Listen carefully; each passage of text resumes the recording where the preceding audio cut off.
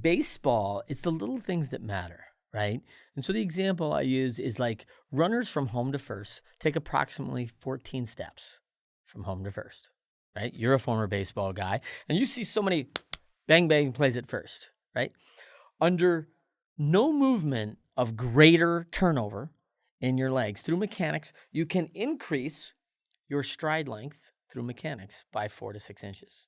So that's about the width of the table. If I took this 14 times, probably a little bit longer. I'll just use the width of our 4-foot table. So if you could get to home to first and I could cut that 4 feet off, how many times are you safe if you hit the ball to the left side and a guy has to double clutch or doesn't field it cleanly out of the glove and then try to throw you? Because that's worth 27 points a year to your batting average. Like, I don't know if you can use an extra 27, but last time I looked, at 280 and you go over to 300, it's worth an extra $3.5 million a year. Right? So how about you do the one thing which you can control, which is your mechanics on how well you can get out of the box and run the first hard. That's number one, right? Like it's the simple things that matter. So in our world, a lot of teams, I coach a lot of people like you, right? And time is of the essence. And we are bogged with a bunch of time. So one of the hacks I have a lot of these experts do is you get 1 hour of think time every Friday. It is guarded with all your time. It is in your spot. It's chair, wherever you can go to get your time, and all you do is think. Now, things are going to come up in that week and say, man, this is a challenge. I need to think about that and get back to somebody on that. But instead of you carrying that Tuesday, Wednesday, and Thursday night, I write that into my calendar for Friday at 2 to 3 p.m. on my think time. And now it's been transferred. That thought process is transferred because I will be dealing with it, but not till Friday at 2 o'clock because it is not urgent today, right? So instead of losing all my energy and effort today on whether, hey, should we let that client, should we do this thing over here in Fort Lauderdale? I didn't think about it. You got it on your calendar for Friday, and no one's going to need an answer until next week. So you'll address it. Why are you messing up? Why are you losing time? Why are you asking for somebody to repeat themselves? Because you're spending time thinking about it right now on a Wednesday afternoon when you really need to be engaged in this meeting and be done with it in 30 minutes. But people are repeating themselves. It's a short meeting, so the meeting takes an extra 45 because you're distracted. Think time.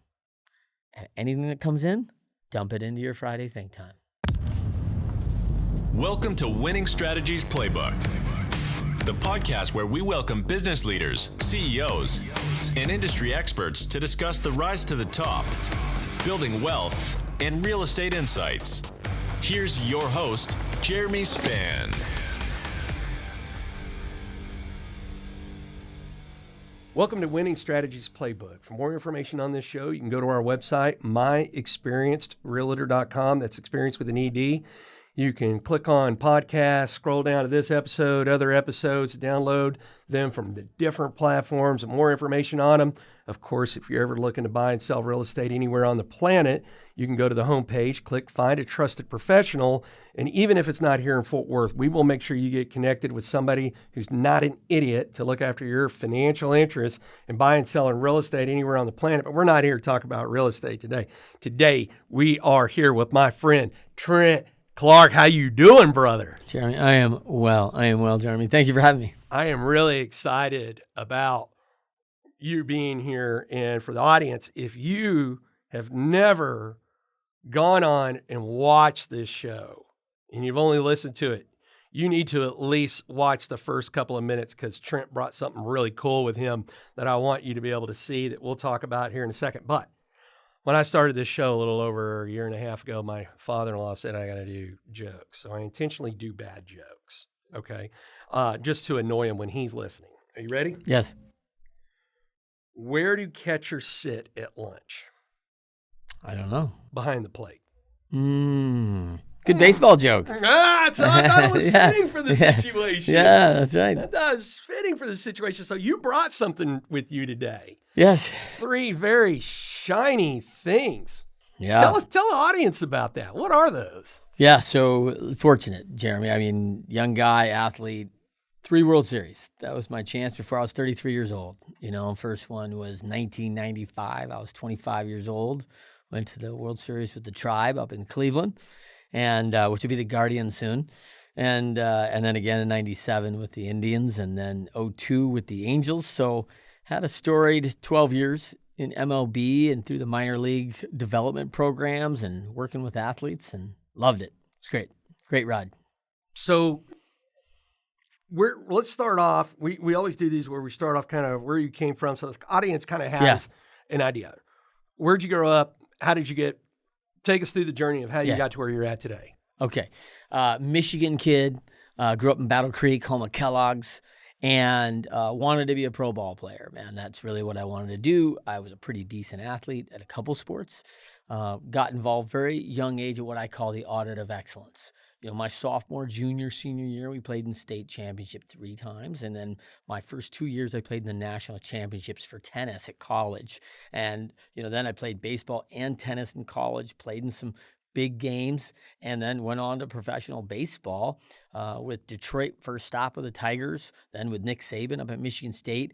And it was just this next, just really deep dive of 6 to 9 years of just straight, how do you become a champion? How do you win it all? How do you get it done? And, of course, Nick just last night, right, with the, national championship, right, with Alabama again for his how many time that they were in that game. He's dialed into the audit of excellence, right? And so that was really where I got, that passion for how just continuous improvement, right? How do you continue to get better? And so that was really my deep dive. So, 12 years of professional baseball, coaching, strength and conditioning, coaching athletes, preparing what's about to happen.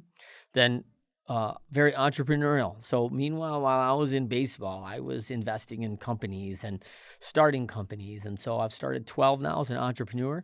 I, like yourself, I'm a member of the Entrepreneur Organization and have started over 12 companies, have a CEO of Leadershipity in Grand Rapids, Michigan. We're a global leadership development group now, helping other people develop their teams, team development, leadership, elite performance, mentorship. And so I just got a passion for people also achieving their potential. Man, so where'd you go to college? I went to the University of Toledo. Okay. So I played baseball growing up. And I played in high school. But I didn't go play in college. You want to know why? Because I sucked at it. That usually resolves your chances. Right. I was not any good at it, right? I mean, I was hella good at warming a bench, man. So that way, if somebody got hurt or fell down or something like that, then there was my opportunity to go prove that I didn't have a natural talent at. Boxing, swimming, really good at. Catching a ball, sometimes hitting the ball, not a chance, right? So so when you won your first World Series, tell the audience just kind of, was the feeling at that moment, or was it after, like a few days later, or what? Walk us through that. Yeah, so great question. So first of all, I've only won one. 1995 and 1997, we lost. In 1995, we lost to the Braves on a Dave Justice home run, lost Game 6, 1-0. Tough loss. And we were the favorite, so it was pretty, it was disappointing. But man, I was 25 years old. My heads were in the cloud. It was Cleveland. We were rocking. We figured we'd be there 3 or 4 more years in a row. We were what we thought were the New England Patriots back in the day, right? And so then 97, we returned again, heavy favorite against Florida and the Marlins, and lost in extra innings in Game 7. So you're like, whoa. So when 02 happened, I went to Anaheim in 99, and we were not good. I mean, we were awful. And they made big sweeping changes after 99 and 2000. Here comes Mike Scioscia and a bunch of other people. And I was fortunate that they kept me on. A lot of staff had changed over. And then we were very quickly moving. 2000, 2001. I felt like those first 3 years in Anaheim were some of the best coaching years of my life. Just, we were just pounding for excellence, pounding for that mentality, for everything we need. And then 02 hits, and we're pretty good. And we catch fire at the end and playing well. Really good team game. And when we won in the last out, I didn't really believe it. right? Like I kind of felt like, is it really true after getting really close twice and not get, it takes like a week to sink in. Yeah. Like you don't, it's kind of fairy tale, right? Like, yeah, like I'm going to wake up and the thing's going to be like, yeah, oh, they cut my hair and, now it doesn't work anymore. You're not,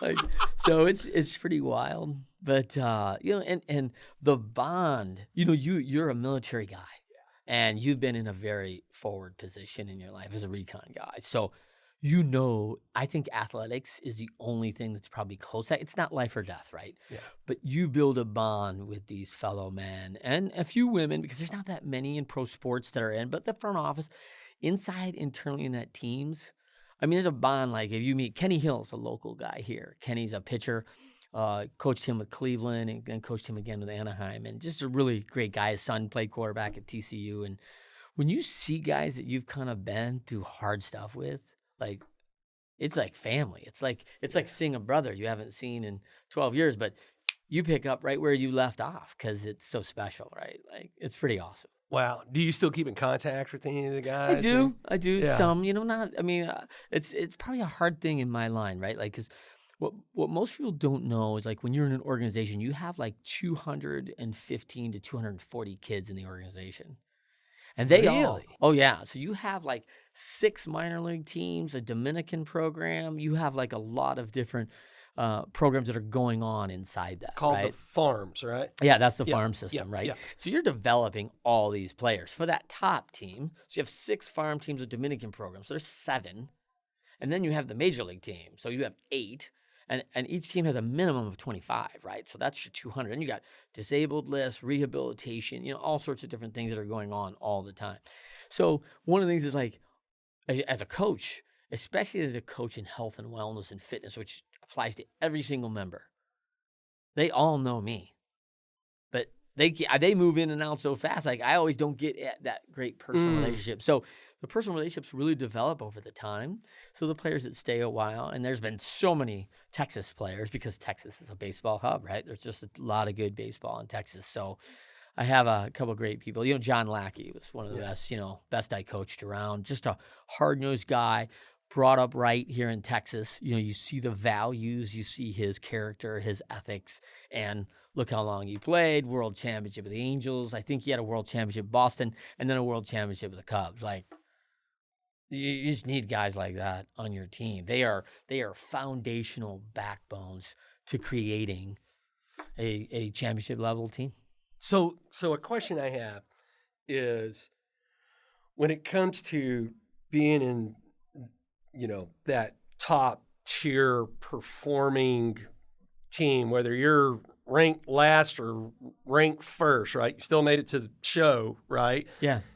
Do you have to have a certain element of just natural talent, that if the natural talent isn't there, it doesn't matter how many skill sets you learn, ethics and everything else that you go through? Does there have to be some sort of natural talent in there to be able to get there? Yeah, I do think there is a level of talent that you just have to have. There's a skill set. We in baseball, we call it 5 tools, right? There are 5 tool players, and hit, run, throw. You just keep going through the tools that you can do. But I will tell you that at that top level, it's very unique because everybody can do it.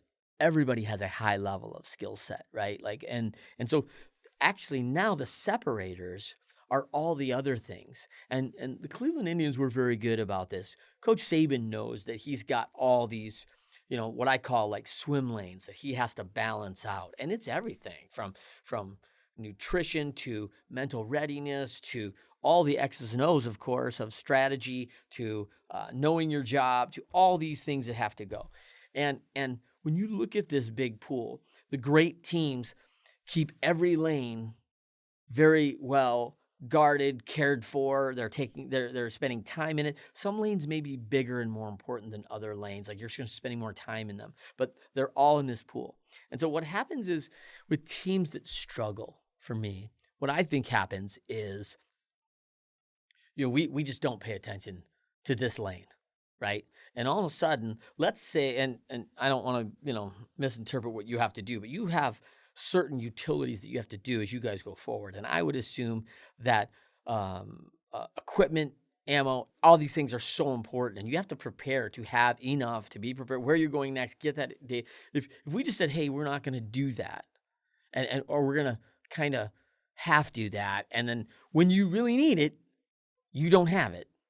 And then you're like, well, no, we're physically conditioned, we're mentally conditioned, we have all the protections that we need, we have the strategy. Hey, who was in charge of making sure we had ammunition and readies? Like, I missed that call. Sorry about that. I didn't get the drop. And like, wait. So what happens is if one is not taking care of like that lane, right? Oh, what happens in the pool, right? The pool starts getting algae and green, and like the lane's not taken care of. And so, well, we know that that's not just going to affect that lane, right? All of a sudden, everything around it starts turning a little lighter green, a little yellow, and then all of a sudden, it doesn't take long before the whole pool's infected, right? The pool will be green. It will go green if you don't take care of it. So it doesn't matter how big or how small, it all has to be taken care of.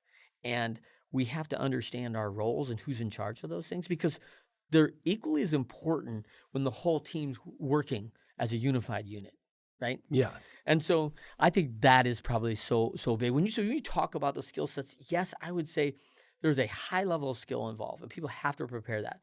But I recall talking to my son, my sons are all pretty good hockey players, pretty good athletes, and I said, when we looked at athletes, we looked at what we called what we similarly do in business with our employees. We do a quarterly employee check, or a review, and we may have all these areas that we want to check on, right? Well, in athletics, we checked on how are they on their personal self-discipline? Are they taking care of themselves? Do they have a personal readiness for what they're having? Mentality, do they have physically? Are they ready? Are they nutritionally prepared?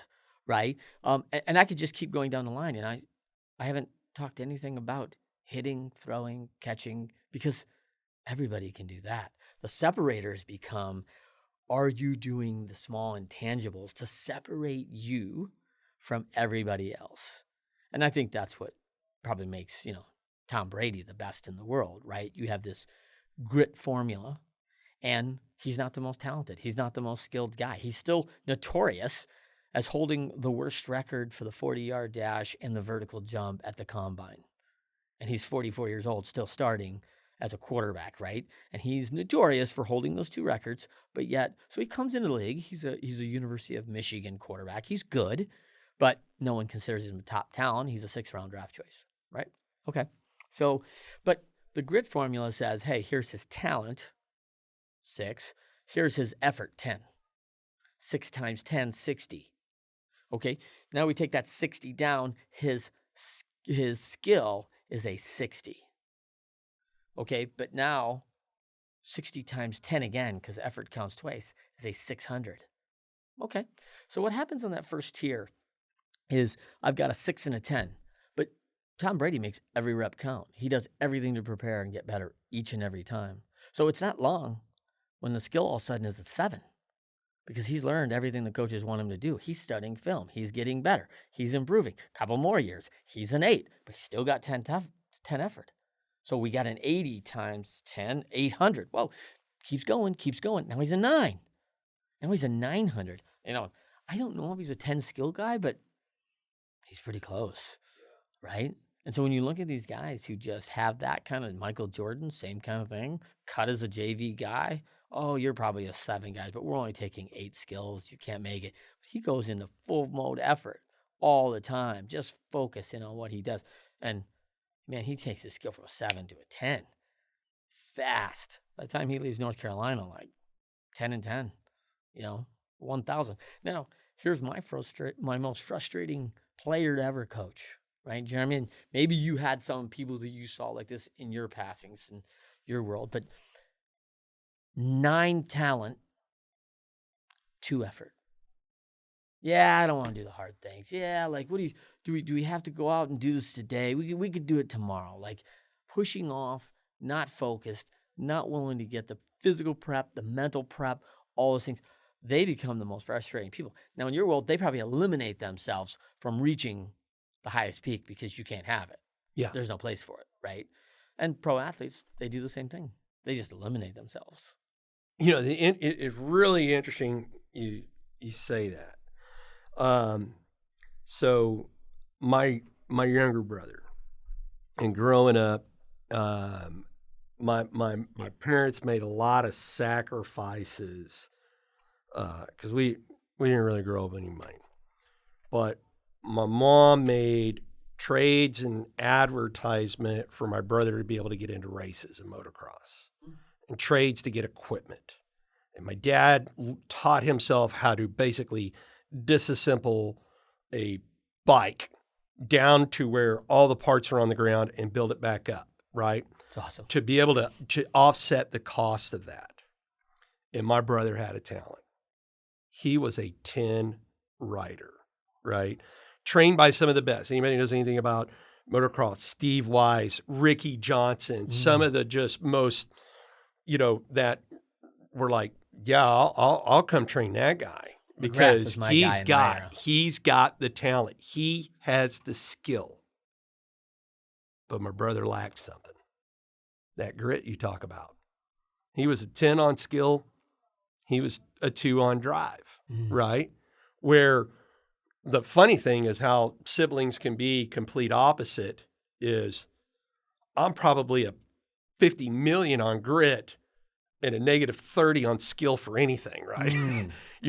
But you just couldn't change my mind about anything. Like, for example, last week was a hell of a week for me, right? So I'm up in Wisconsin, to see an old NBA buddy of mine from TCU, which, by the way, we went to a Packers game on that Sunday at 1 degree. And I'm just going to tell the audience right now, when you hear someone say hell has frozen over, go to Wisconsin at a Packers game in the winter. That is where hell has frozen. Yeah. It was a cold son of a bitch, man. It was cold.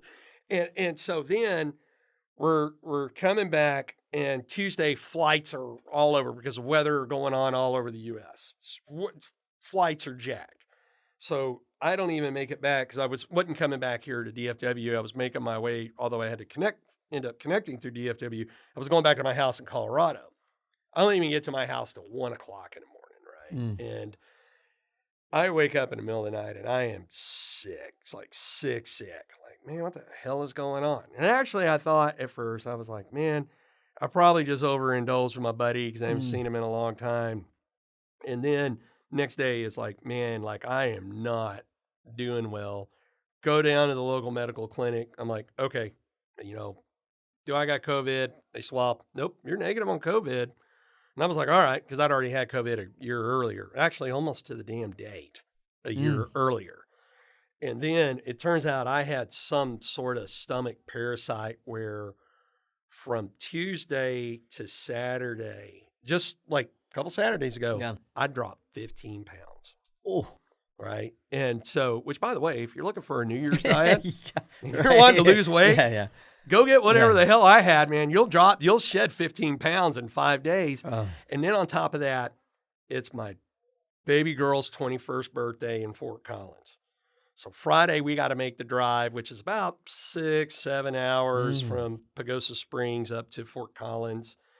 And then Saturday is her birthday. And all I'm doing is doing everything I can to hold on just because I want to have a cocktail with my daughter, of being legal age to do everything she's probably been doing since she was 15 anyways, right?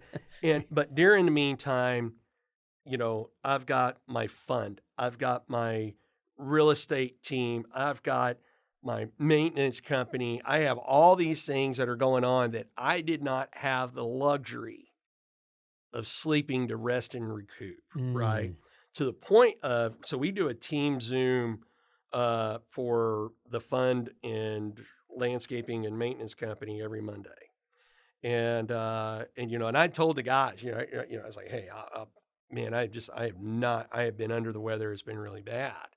And so when we were on the Zoom call yesterday and they saw me, and Ricky, it was also another Marine. We grew up together, my closest friend, we've been friends for over 40 years. We enlisted in the Marines together.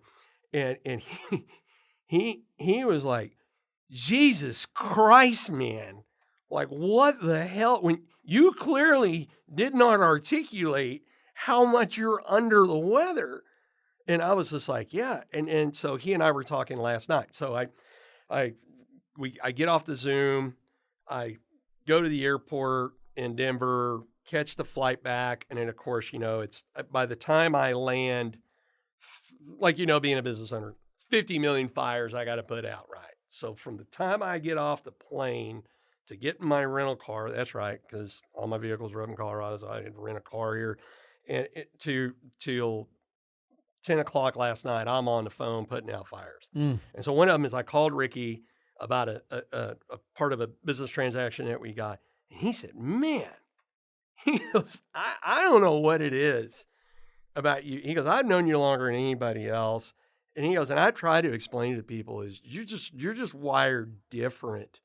He was like, when I saw, he was like, you looked unhealthy, like scary, unhealthy. But he goes, you don't stop. Like there's no stopping to you. Like everybody else would have at least tried to recover some, and you just kept going. And I said, yeah. And it's funny is it never really hit me in almost 50 years of being on this planet until just now. I'm always trying to find out, like, why am I wired this way and everything else, I'm always looking for that. Like, man, what the hell's wrong with me? Because normal human beings would not do that. Right. Is I have always strived to offset what I didn't have in skill. Right. Because I wasn't born with a lot of natural talents, right? I can do the basics. I can run, jump, and swim, right? But I'm not like some master at any one thing. But my work ethic and my drive, my desire, my dedication, my commitment cannot be contested. And so it didn't hit me. So I appreciate that. Man, I learned something about myself on these shows sometimes. I think that might be the reason I'm...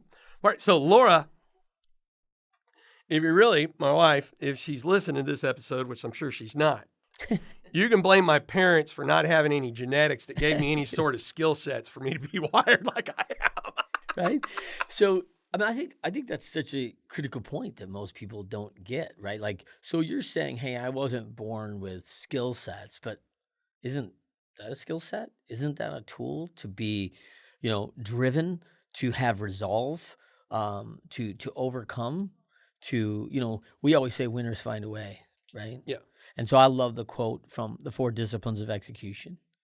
Sean Covey and McChesney. He says, winners, when shown data that they are losing, find a way to win.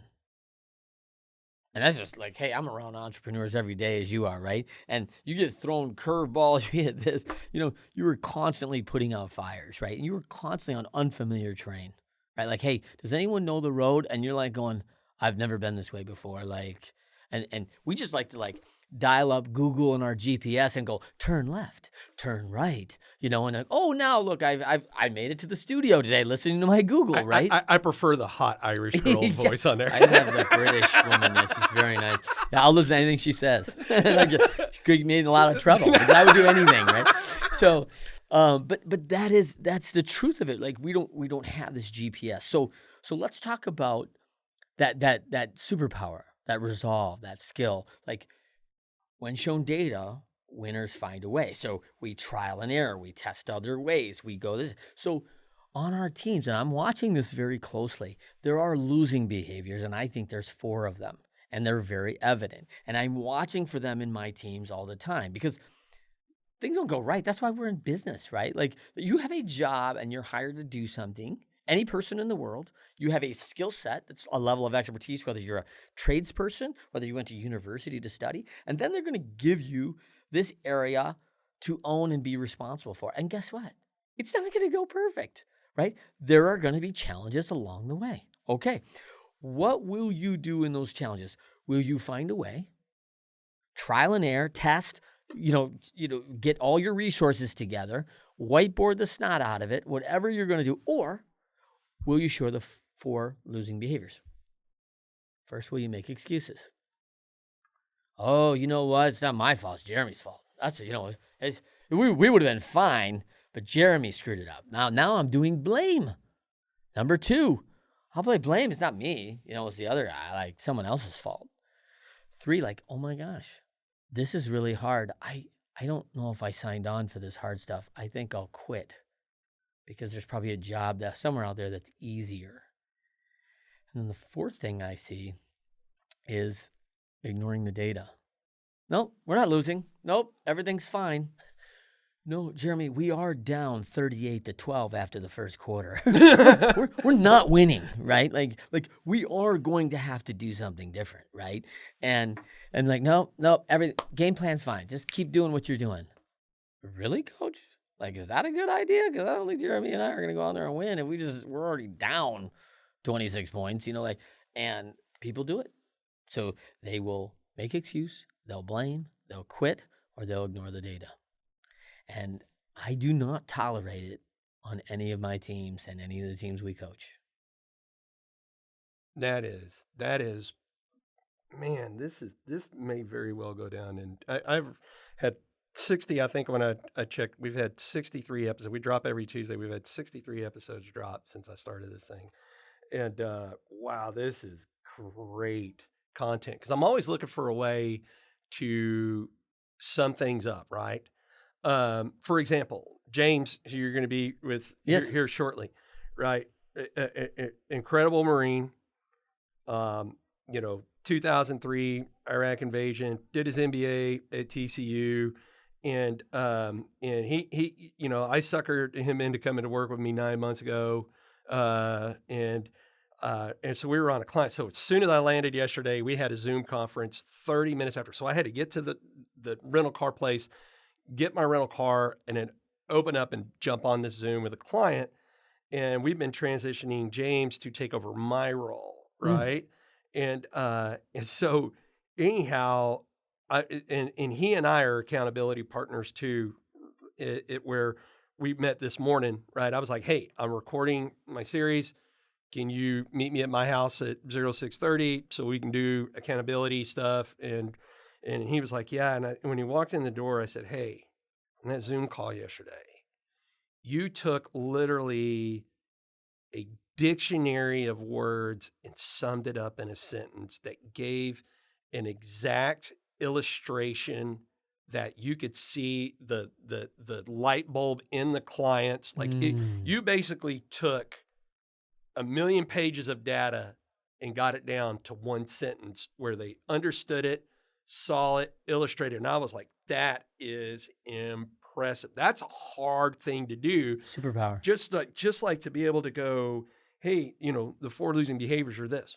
Is because I think what happens in business too is business gets complicated because we complicate it, right? Simplify it, get it down, something easy. Can you digest it quickly to be able to go, hey, blame, making excuses, quitting, or ignoring the data, right? That is good, solid stuff. And we're humans, right? We're going to do it. We're going to do it. But now I'm an accountability partner. So as soon as you see me do it, you have permission, right, to call me out on any losing behavior. So Jeremy goes, hey, Trent, whoa, I just want to clear, because that sounded a little bit like an excuse right there. I just want to clarify. Is that right? Like, I didn't mean to make an excuse, because that's not what a winner does, right? And I know it, and you know it. So just that soft handle, like everyone around our group knows it, and we do it, right? Like, it's not like we've eliminated it, right? Right. It's just not tolerated. Yeah. So, and I think there's a difference. I think, that superpower that you talk about, Brant Pinvidic, right? Producer for a good friend of mine. He's a producer of The Bachelor, Biggest Loser. He wrote a book called The 3-Minute Rule, and he's so good at that, right? He takes this whole these very convoluted concepts and say, hey, you got 3 minutes to sell a studio on this film. Like, you're not getting a 30-minute presentation. Like, you gotta hook them. You got 3 minutes, and it's going to be the same thing with your client, with your pharmacy product, with your widget, with your service, whatever it is. And so he just dials it in. So he wrote a book called The 3-Minute Rule. That's really good. I love Keith Cunningham. He wrote the book The Road Less Stupid, And Keith, on every chapter, he says, let me sum it up on a bumper sticker. And I love that concept, right? Where he talks for, his 10, 12 minutes. They're pretty short chapters, right? And then he's like, let me sum it up on a bumper sticker.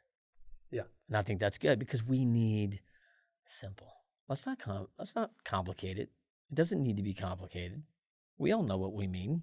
Like, I may not resent or regret, or may not resent the fact that I didn't do it, but I will regret the fact that I didn't do it, or at least give it a shot. So, are you smarter than a fifth? At least if a fifth grader take a couple swings at it.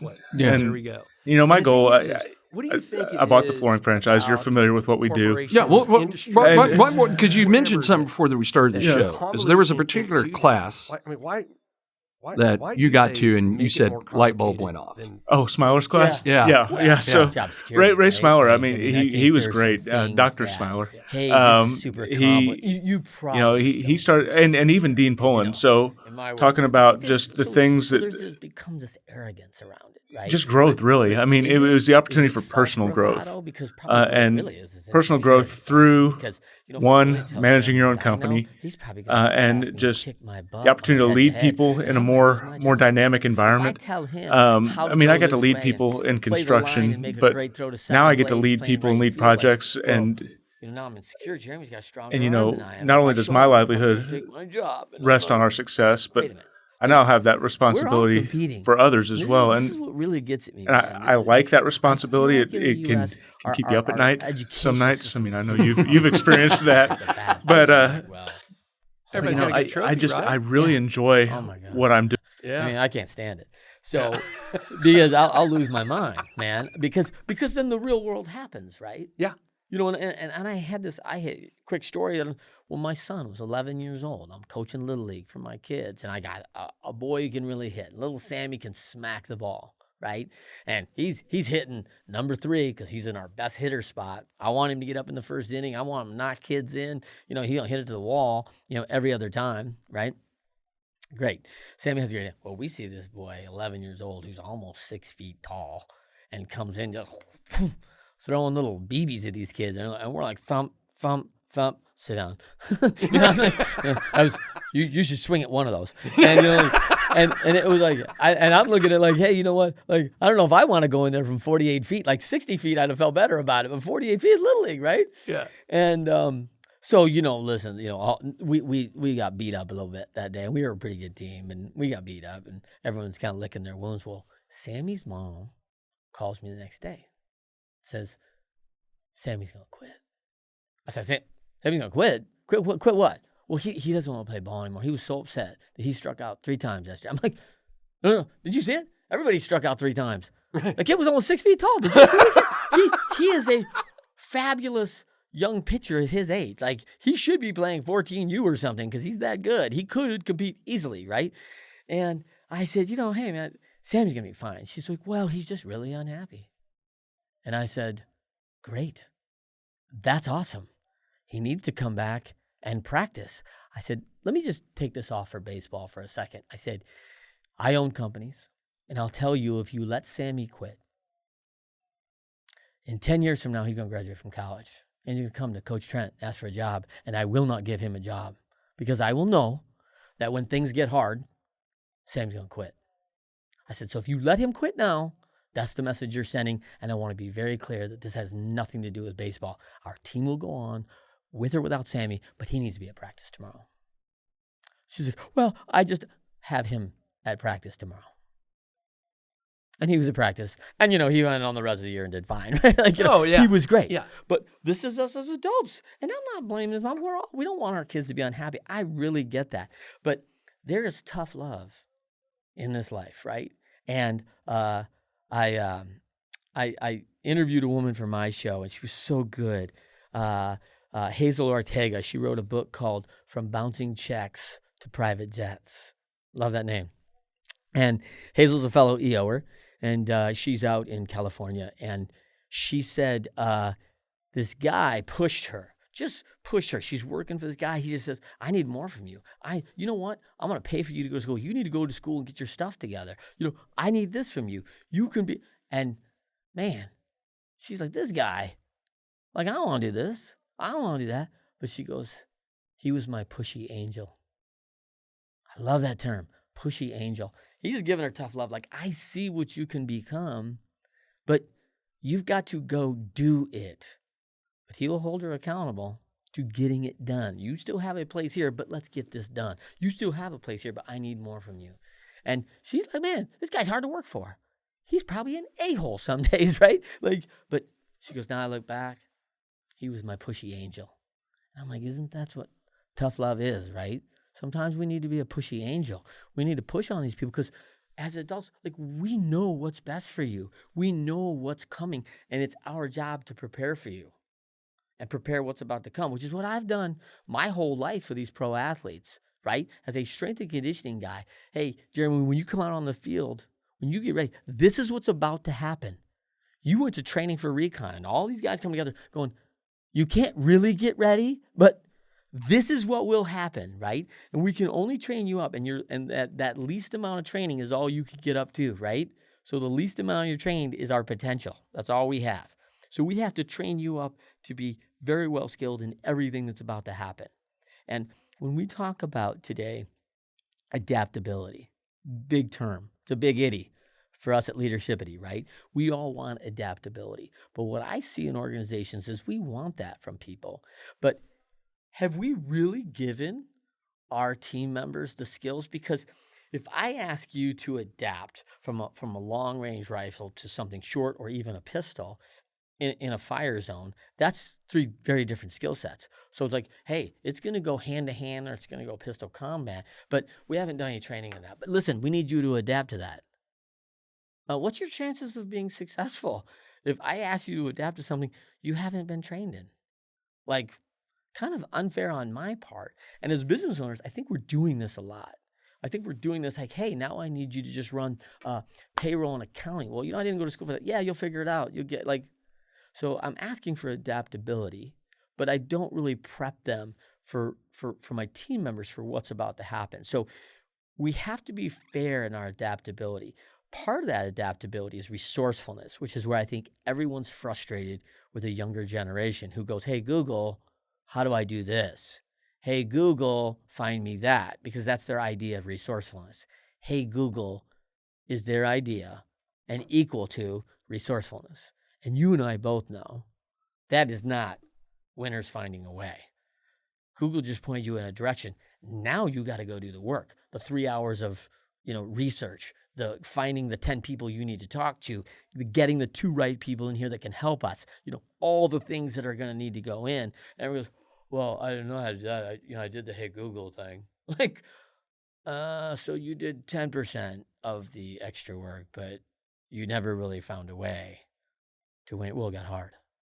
Man, I couldn't agree with you more in that we've made it okay to be weak, right? Society is, we had to be nice. Look, I get real passionate about this topic. People forget. Take away what's politically correct, not correct, what you should do, should not do. At the end of the day, we are primitive creatures, right? Like I've had episodes that I don't hide behind it. Like I had my former priest on here for an episode talking about a very dark time during me. Yeah. Where it was like, look, make no bones about it. When I went in the Marine Corps, they trained me to be a very incredibly efficient, violent instrument of war. Now, people want to go, hey, we're going to go into hearts and minds, blah, blah, blah. Okay, yeah. Do you understand? Like, okay, if we can do that, that's great. But if that doesn't work, my job is to kill everybody, right? Yes. There's nothing nice about that. No. But the thing that keeps the wolves at bay is because we have a country of men and women that are willing to sign away their freedoms and sacrifice their health, well-being, lives, family, and everything else to do violence on your behalf to protect you, to keep the wolves at bay. And now we live in this society of people going, well, nothing bad's going to happen, blah, blah, blah. Okay, you don't think for a second, right? And I got nothing against people from China. I really don't. Used to live in China. Even learned to speak Mandarin. right? Yeah. Lived in Beijing, worked in the U.S. Embassy there. Wow. Hell, Chinese food is one of my favorite foods. But the people that run their government, you don't think for a second, if they had the opportunity to show up on our shores and turn this into China 2.0, they wouldn't do it in a heartbeat. But we have people that are living in la land going, no, they wouldn't do that because, we have mutual interest and blah, blah, blah, blah. No. Humans at the end of the day are primitive creatures, and trying to demasculate that is the worst thing that we can do. Now, I'm not saying we got to go be mean to people and beat people over the head with a club, but we need to have that healthy reminder of, hey, don't confuse my kindness with weakness, because if you need to find out that I can quickly not be kind and not be weak, then that is going to be a bad conversation for that side. And you take that not just in combat or the military or anything else, but just everything, just healthy business. Like if I had, so we had the numbers that were recently released. So just so when I got licensed in real estate it was the very last day of September 2016. And in my first 90 days, working with my wife, who'd been in real estate for 20 years, even owned her own real estate company. And I looked at her and I said, in 24 months, we're going to be number one in Sotheby's. And she's like, how are we going to do it? And I said, I'll figure it out.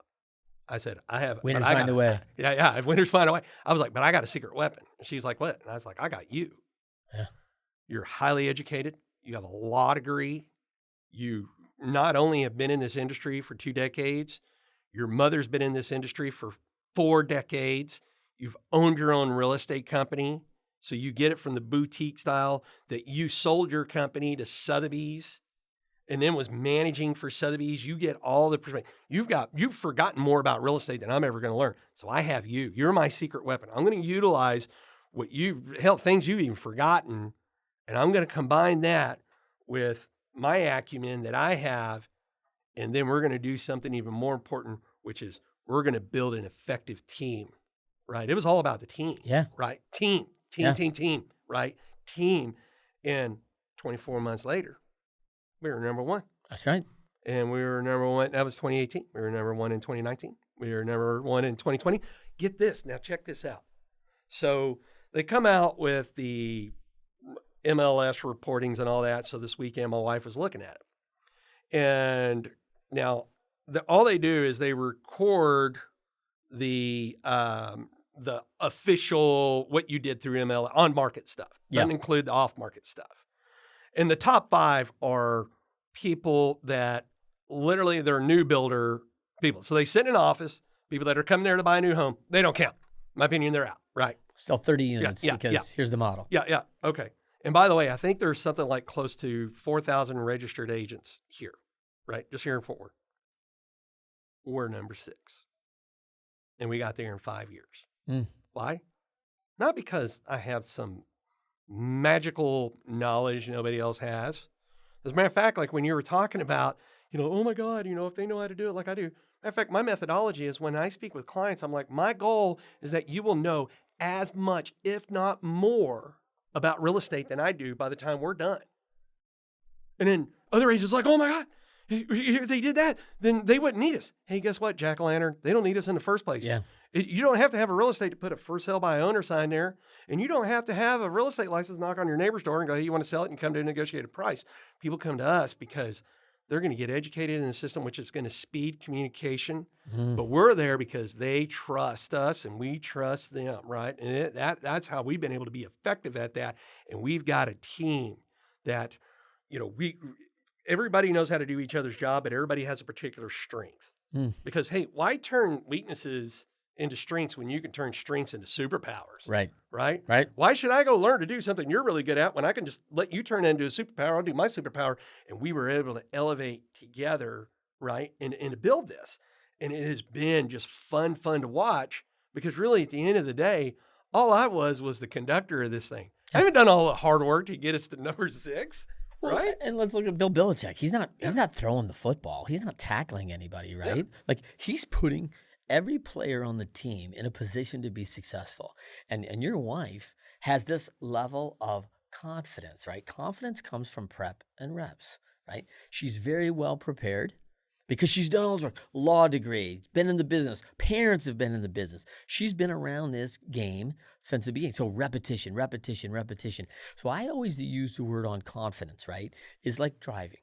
When you've trained these kids up, you've got kids, 15 years old. Oh my gosh, I'm scared. Like I'm scared to parallel park. I'm scared like someone's going to cross the middle line and hit me. Well, there's this self-preservation. They want to stay on their side too. We don't want, that's all how it works out. But you and I at our age, at 50 years old, will not think twice about getting in the car and going to the grocery store and what we need. It's on autopilot. We can eat a sandwich, smoke a cigarette, do everything while we're doing it because we know exactly what to look for. We're monitoring signs. We have so many skill sets going on because of how many repetitions have we had in this now?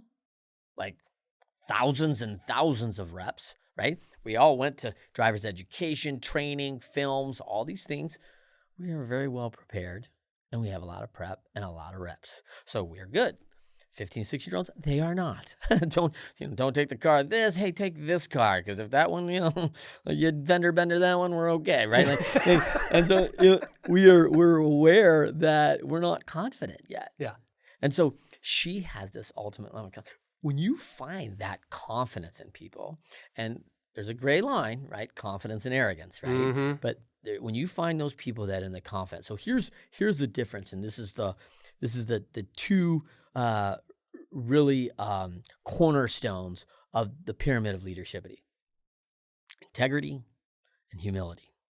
So when I have someone who has that integrity, they can be a great team member, right? Because they have self-respect, self-integrity. They are doing the right things even when no one's watching. But that humility does not mean that they are not confident, right? We know, and we look at Brady, who's a very confident player, but he doesn't come out like, hey, look at me, right? He's about caring for the team. If you haven't watched The Man in the Arena, it's telling about what leadership really looks like. And as you go through it, he has some guards in place to keep him from ever rising above that confidence level into that rare air, dark, where all the wind comes out of arrogance. Yeah.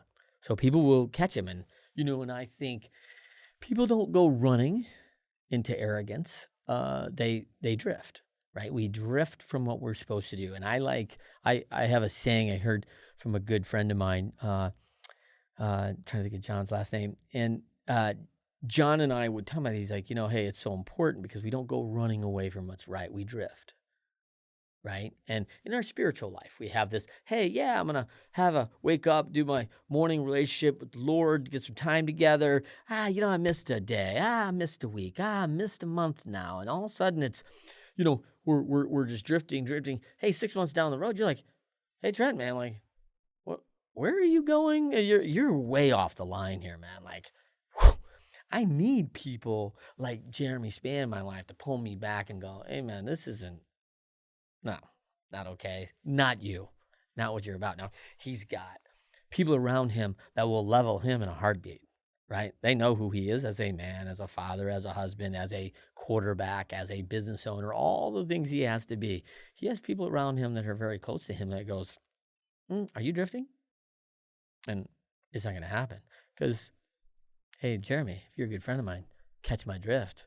Like you have permission because if I get offline, I need someone to pull me back. That is so incredibly important. So, which is really, really funny. Another EO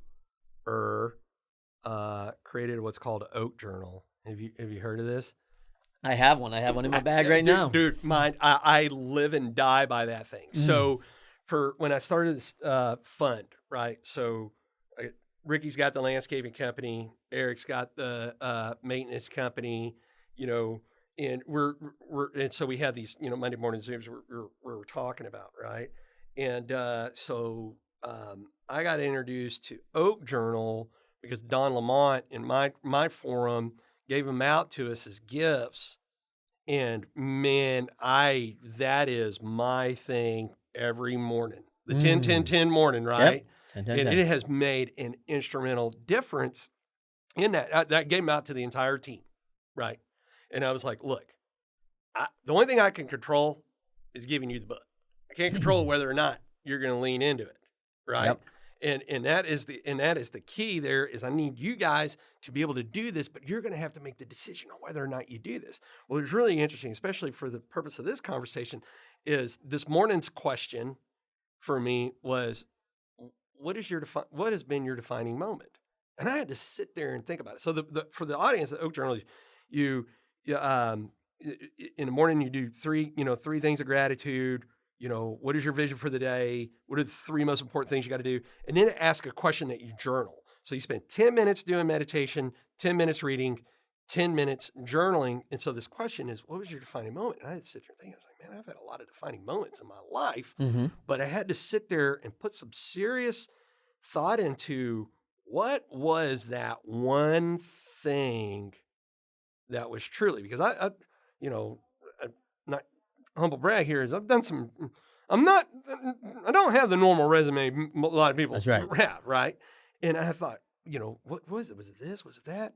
And then it really hit me is, see, I enlisted in the Marines when I was 17, which meant my parents had to sign for me, right? Yeah. It was, my dad took him about that long. He was like, man, he's your fucking problem now. Mom might have been a little bit more reluctant. I got tired of kicking his ass 6 months ago, right?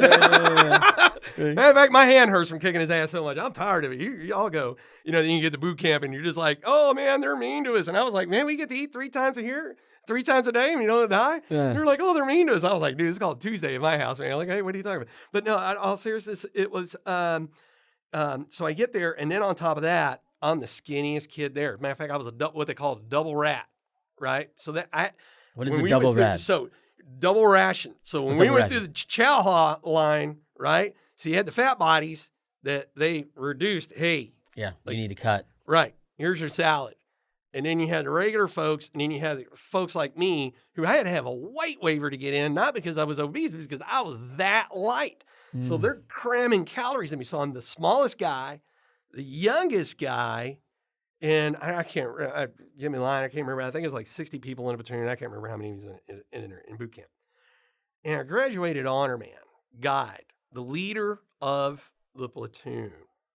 And the thing is youngest, smallest, and everything else, because, so I would say for my defining moment was when I entered boot camp, I realized something is that, hey, I've got this grit, like we were talking about, but I know I'm a leader.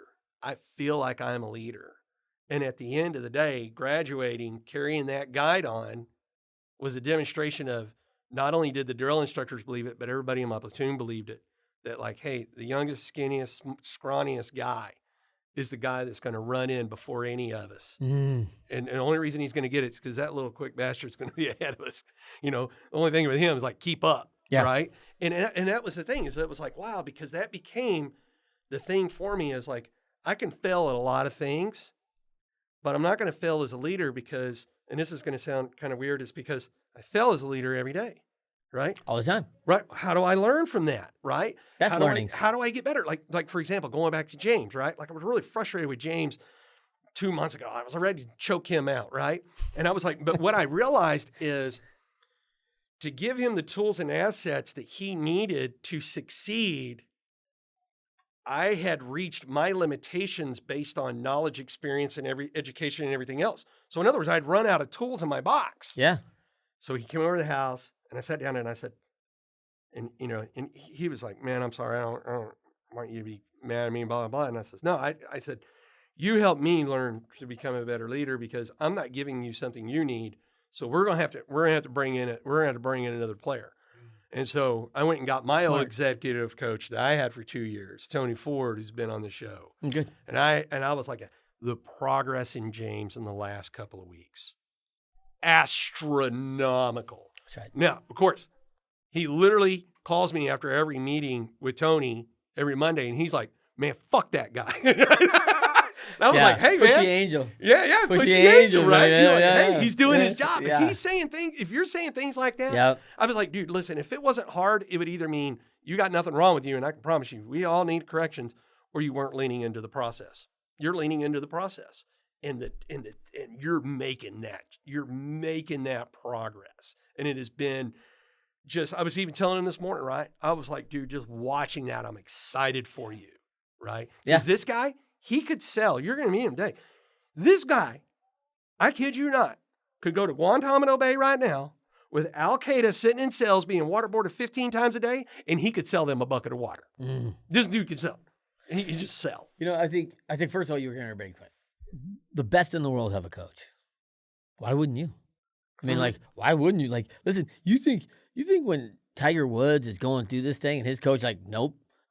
Harmon's going, nope, that's wrong. Nope, I don't like this. Nope, that's not okay on the follow through. He's like, you know what, man? I just won the Masters, the PGA. You're like, screw you, man. Like, and he's like, I thought you wanted to be the best in the world. That's what you told me. So I'm helping you become the best in the world, right? Yeah. And I love this. I love this thing because when you talk about the three most important things, right? So this is what Belichick, Saban, they're so good at. They are like, do your job. You have roles and responsibilities. Inside that role and responsibility of wherever you're at, right, is you've got things that you need to own. And just like you and I, the three most important things for me today are not the three most important things that are you today, even though we may be on the same team, right? I've got my role, you got your role, I got my responsibilities, you got your responsibilities. You don't own mine, I don't own yours, right? But as a unified team, we are unified in what that brings us as a team together because I did my job and you did your job, right? So now let's take a 100-member team with all 100 doing the three most absolute critical and most impactful things for the team each day, 4 or 5 days a week, right? Mm-hmm. So we have that. So they get their 15 things done every week, right? And then they do that because we believe in productivity, right? So when we have that, we do that 50 weeks of our year, right? So you take your 100-person unit doing the 75,000 most impactful items, most important items. You know the organization that does that? You know what I call them? Hired. Right. Winners, champions, best in show. You call it because nobody else can do it. Yeah. Nah. And that is, man, you're so right. It's like even when James and I were going over his Oak Journal, so like in these Oak Journals, in the beginning of it says, what's your next 90 days, right? So it does it in 90-day increments. So for the audience is, you really have the attention span to operate in a 90-day window, right? Yeah. And it says your big, hairy, audacious goals. And that's so when I was explaining to the team yesterday, and I was going over it again with James today, is something that hairy, audacious goal is you can touch it, but you can barely touch it with your fingertips. If you can wrap your arms around it, too close. And if you can't touch it, like there's no feeling, then it's not within. It's way outside. But just to barely reach out as far as you can, and you can just feel the wall right there, just barely scraping it. That's the hairy, audacious goal, right? And I said, but if you just focus on 3 things a day, that day, because look, life circumstances, that's a moving target every single day. 1 degree better today towards it. One movement, one click. And I said, James, if you do the 3 most important things a day, 7 days a week, that's 21 things. And by the way, most people are not focused enough to get 21 things done in a week. Matter of fact, really, this whole multitasking and everything, because I used to be a big liar, like, you can multitask. No, you're just, the biggest liar in the room is the son of a bitch in the mirror, right? You're just lying, you're lying to yourself, right? You're just lying to yourself. Yes. It's like, just focus on those 3 things. Yes. Because guess what? Life is going to happen. Like last week, right? Man, changing flight schedules, getting this stomach parasite to help me with my New Year's goals of losing weight, stuff like that. My daughter's 21st birthday, jumping a flight, all these things. Guess what? That's called life, right? But the journal's keeping you guided to the fact, like, you're not well, you're not healthy. And if I can do the 3 most impactful things that I need to do today between 9 and 11 a.m., I can rest between 3 and 6 p.m. when I get a break because I have done it. And we have this program automated, by the way, in data-driven operations. We call it DDOps. And we've basically put that in a role so it monitors every person. So now those managers have all that data internally, and we can all look back and say, what has each role impacted? What have they contributed to our team and our organization? Because I can look what they logged at every 3 things every day. So if I want to go back and look at the last 90 days and the 270 things they've contributed in those 90 days, I can look at that list and go, maybe I want to change the next role and add for the person in this role because now I'm more dialed into exactly what I need from this role because Tricia is a world beater and look what she's accomplished and look where her focus is. If I was in that role, I don't know if I would have chose these as the most impactful things, but after I see her body of work and her results, I think she's got it right.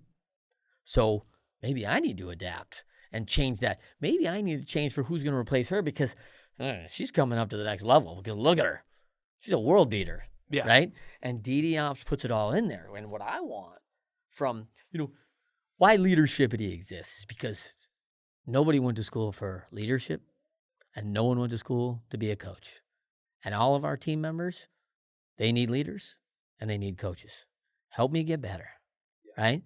And I want you to put that care into them, grab them onto your team. You want them to be great. Because I'll tell you what, man, the 2 words I cannot stand to hear, good enough. I will break things, man. And so here, as a coach, I look at that and I say, man, this is what Jeremy said his focus was on these 21 items this week. I want to break that down. And as a coach, knowing hopefully that I've been in the role you're in, or I'm very knowledgeable about your role today, I want to say, like, I got 3 things that I thought should have been on your list. Let's chat about that. Yeah. Like, how come the Davis account wasn't in this? We do have this massive proposal coming up Monday. In these 21 days, you are all set to go. Well, I probably need to do a little work on it. It's the biggest contract we've had yet. Yeah. Like, I don't understand how the week before, how this could not have been one of the greatest impactful things. Well, looking back, it probably should have been. Like, well, that's right. It probably should have been. That's number 2, make an excuse. That's right. Why was it? And it's not to call you out. It's that so it never happens again. Like, we need to understand where your focus is. I'm helping you get better.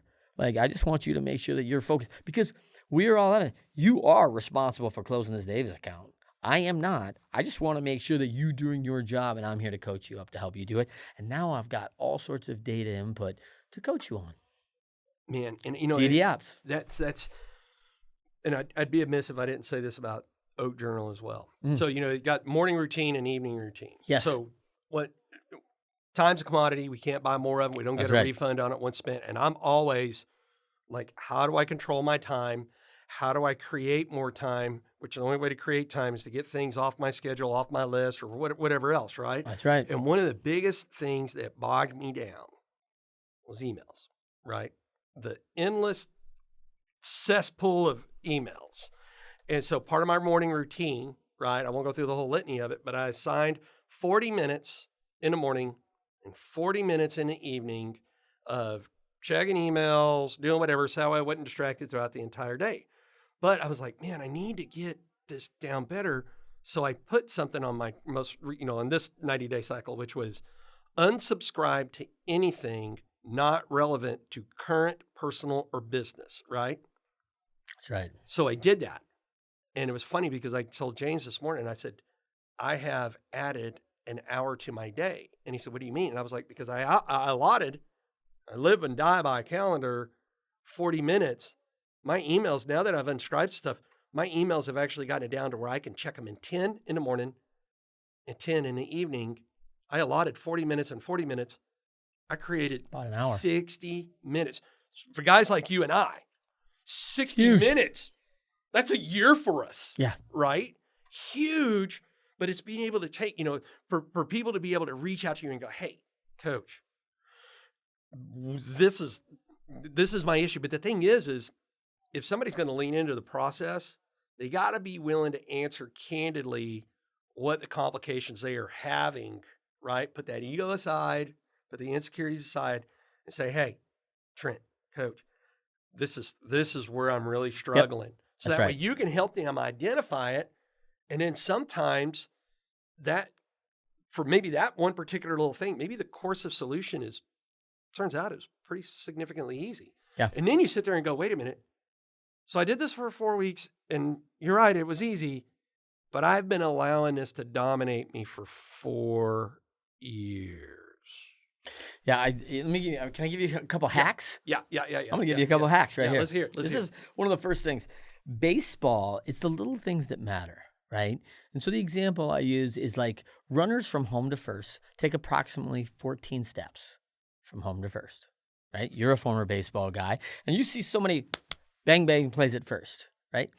Under no movement of greater turnover in your legs through mechanics, you can increase your stride length through mechanics by 4 to 6 inches. So that's about the width of the table. If I took this 14 times, probably a little bit longer. I'll just use the width of our 4-foot table. So if you could get the home to first and I could cut that 4 feet off, how many times are you safe if you hit the ball to the left side and a guy has to double clutch or doesn't field it cleanly out of the glove and then try to throw you? Because that's worth 27 points a year to your batting average. Like, I don't know if you can use an extra 27, but last time I looked, at 280 and you go over to 300, it's worth an extra $3.5 million a year. Right? So how about you do the one thing which you can control, which is your mechanics on how well you can get out of the box and run the first hard. That's number one, right? Like it's the simple things that matter. So in our world, a lot of teams, I coach a lot of people like you, right? And time is of the essence. And we are bogged with a bunch of time. So one of the hacks I have a lot of these experts do is you get 1 hour of think time every Friday. It is guarded with all your time. It is in your spot. It's chair, wherever you can go to get your time, and all you do is think. Now, things are going to come up in that week and say, man, this is a challenge. I need to think about that and get back to somebody on that. But instead of you carrying that Tuesday, Wednesday, and Thursday night, I write that into my calendar for Friday at 2 to 3 p.m.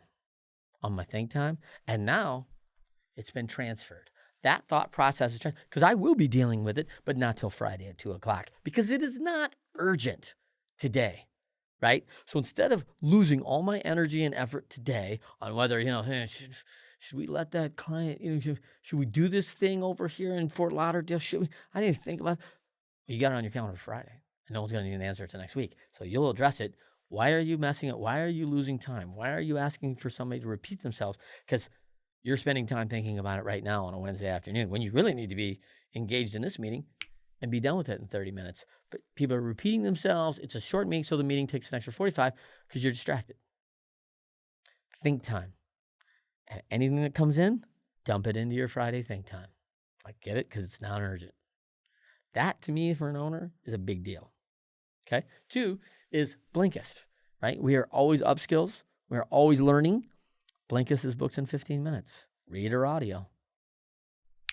Everyone subscribes. I need to get this book. Good to great. Oh, that's a fabulous book. Here it is in 15 minutes. This is what you need to know.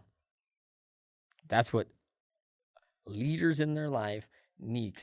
It is going to be very difficult. And we hear this all the time. CEOs, they read 52 books a year, blah, blah.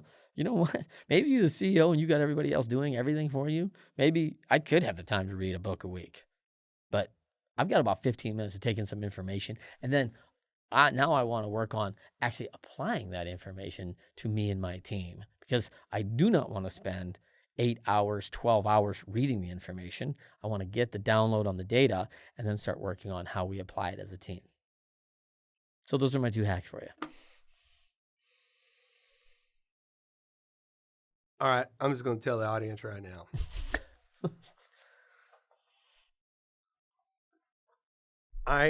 You're a blessing and a curse. You're a blessing because this has, in my opinion, I don't know what the audience will think, is hands down the best content I've recorded to date. The curse is the competitive nature in me is now I got to go find someone who can deliver content better than you. So thanks a lot for adding more stuff to my plate, Trent. You'll be great. So I like to wrap up all these by going, hey, let's go back to 20-year-old self. No. We would tell ourselves a million things, but if you had a 5-minute window to jump a time machine to go back and you knew 20-year-old Trent was going to listen to one thing of either do this or don't do that, what do you tell 20-year-old Trent? I'd say, stay the course. Stay the course and be patient. We know the difference between right and wrong. We were given a conscience, and right's not easy, but it's simple. It's always been simple, right? Like, there's nothing so complicated about like the Bible or, what we're supposed to be doing. It's just not easy, right? We're humans. We were like, oh man, I don't want to do that. Like, that sounds hard, and staying the course on what's right, I think, is really important. I think you really attach to that by getting your focus every day. I think that's really critical. But it's also patience, right? Like, Rome wasn't built in a day. And, we're in the middle of a pandemic. And last number I checked was 80 to 82% of people that are passing from this COVID disease are obese. Man, that's not great for me, right? Like, as a health and wellness guy who believes in exercise and movement as a key thing for our physical and our mental health, I think we have to add our moral conditioning from spiritual and knowing what's right and doing those things. But on that physical and mental health, if you told me that we could buy a stock for $100 and every week it's going to gain $1. And a year from now, we're going to have our stock at 152. Are you buying? Because I'm a buyer, right? Yeah. I'm like, come on, baby, bring that on. I'm going to get 1 million shares of that, right? Like, right now. So it's the same with our weight. We have to be patient, but doing the things that we know are good and right every day produces a pound a week. Most people are not 52 pounds overweight. But if you can drop 52 pounds in a week, you're going to get, or 1 in a week for a year, you are not likely to be obese in 1 year. But it starts with a daily habit change, right? And I think if I had to go back and tell myself, it would be stick to those daily habit things that really create value for me, for my family, for my team, and for others. Man, that is wisdom beyond wisdom. So people want to learn more about Trent Clark. How do they find you? Yeah, ping me. Trent at Leadershipity.com is my email. We are at Leadershipity.com. You can find me on all the major social networks at Trent M. Clark or Leadershipity.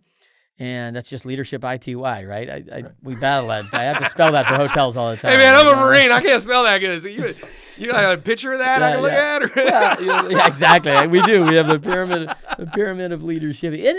And when I explain it, it makes a lot of sense. Leadershipity, right? It's the itties of leadership. We all want them. Yeah. Integrity, humility, spirituality, accountability.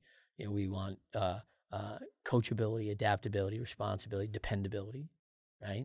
We want visibility, unity, clarity. We have to do that as leaders, and we certainly want productivity, right?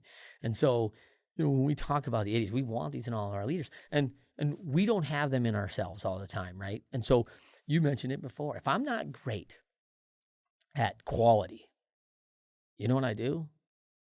I hired Tricia, who's fabulous at quality. And when it comes to quality, like, I don't know, Tricia, do you think this is the quality we need? No, I think it needs to pick it up. We need to pick it up because that's what Tricia says, because she's a lot better at it than I am. Yeah. And so she will run point. And why wouldn't, you've probably had this experience. As an owner, I've had a lot of yes people come in on interviews, right? Oh, yeah. And they could be a little intimidated by the sports thing or whatever, but yeah, that's what I think too. Yeah. And I'm like, so I had this happen a couple of years ago, and it was a young person out of college, young man. Yeah, that's what I think. And I stopped this interview at about the 12-minute mark, and I said, hey, is there going to be an original thought here?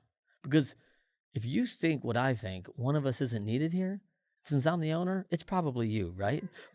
And so and I think people in the corporate world, this is the difference, right? When we talk about the inefficiencies, hey, I want you to be just like me. And entrepreneurs do not want that at all. I know the skill sets I bring. I got a bunch of skills I need around here that I don't bring. So I don't need another me. I need to fill in gaps. Right? Yep. So, brother, for all y'all that are driving down the road, or you didn't have a chance to write all this down, you can always go to our website, myexperiencedrealtor.com, click on podcasts, scroll down to Trent Clark. We'll have all the links and everything on there. Trent, brother, thank you for coming on the show. Yeah, Jerry, thanks. This is awesome. Thanks, buddy.